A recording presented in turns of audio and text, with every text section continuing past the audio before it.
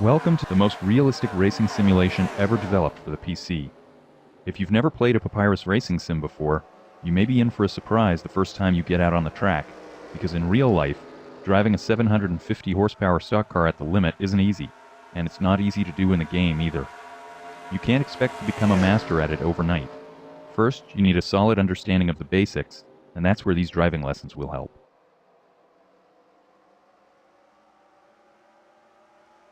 Before we get down to business, we've got to talk about frame rate.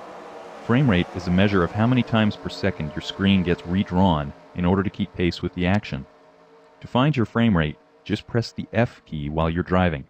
Your frame rate will be shown in the upper right corner of the screen. Ideally, you'll want this value to stay above 30 at all times. When your frame rate dips below 20, the game will start to become choppy, and your controller movements will become delayed, making it much easier to lose control of the car. NASCAR racing includes a variety of graphic and sound options that will reduce the load on your system and get your frame rate up where it belongs. Going from 32-bit to 16-bit color can give you a large boost in frame rate.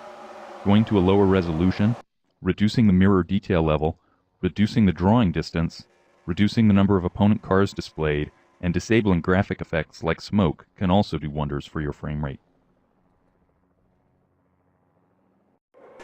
Okay, now it's time for some driving tips. The first one is very simple. Don't go too fast. This is a common mistake made by almost everyone. You've got to remember that in this game, you can't just hop in the car, mash the gas pedal to the floor, and have it steer like a slot car. Here, you're sitting on top of a 750 horsepower rear-wheel drive beast that has been modeled to behave as realistically as possible. So remember, just like when you first started driving for real, take it easy out there and pay close attention to how the car reacts to your control inputs. You'll want to start out at a nice wide track with long turns that will force you to let up off the throttle. Try Michigan or California for starters. The second driving tip is not as obvious, but it's important to understand. At high speed, the throttle and brake are used to steer the car. In normal low-speed driving, when the tires have plenty of available grip, the steering wheel controls the steering and the throttle and brake control speed. But what happens when the speed increases to where the tires reach the limit of their grip? At that point, the car's rotation is controlled more by how much weight is on the front and rear wheels, not the steering angle. Braking will cause weight to shift to the front of the car, making it want to turn more. Applying the throttle will cause weight to shift to the rear of the car, making it want to turn less.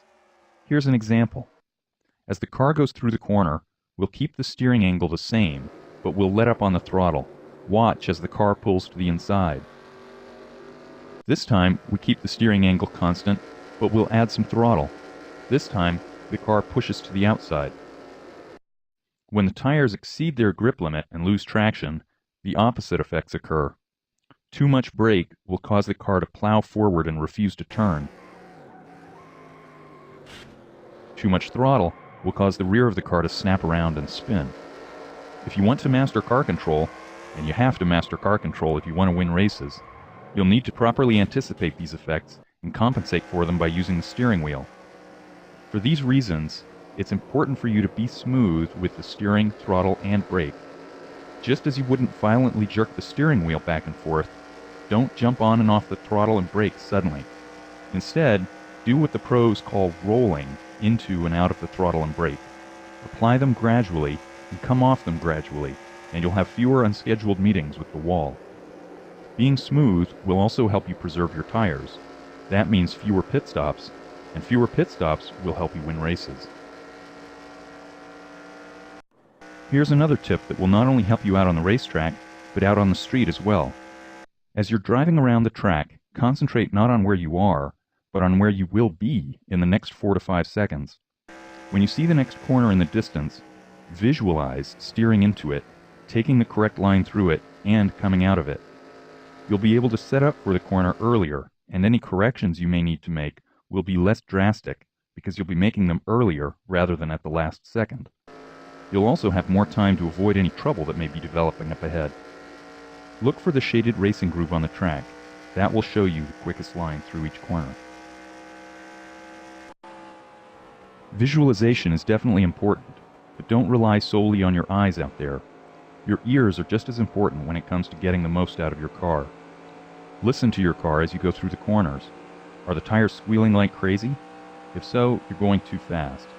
On the other hand, if they're not squealing at all, you're probably going too slowly. You want to shoot for a little bit of squealing, but remember that too much of it can quickly translate to a set of blistered, useless tires. The last fundamental tip we'll cover here is a simple one. Stay out of the garage. You really shouldn't be tinkering with the car's setup until you're able to turn smooth, consistent laps with the default setups that come with the game. Why? Because until you've developed a proven driving technique, and until you've learned to anticipate how the car will react in any given situation, the best car setup in the world can be useless. The only way you can gain this knowledge is through practice. When you get to the point where you can honestly determine that the car's setup and not your driving technique is what's holding you back from better lap times, that's when you should feel free to go ahead and start tinkering in the garage. Until then, stay out of there. As we wrap up this first lesson, here's something you want to keep in mind. When you get out there and start practicing, you're going to make mistakes. Everybody does. Mistakes are part of the learning process, because if you don't make them, how will you find out where the limits really are? The important thing is to learn from those mistakes and try not to repeat them. So when you mess up, don't worry about it, because unlike real life, the only thing that'll get bruised here is your ego.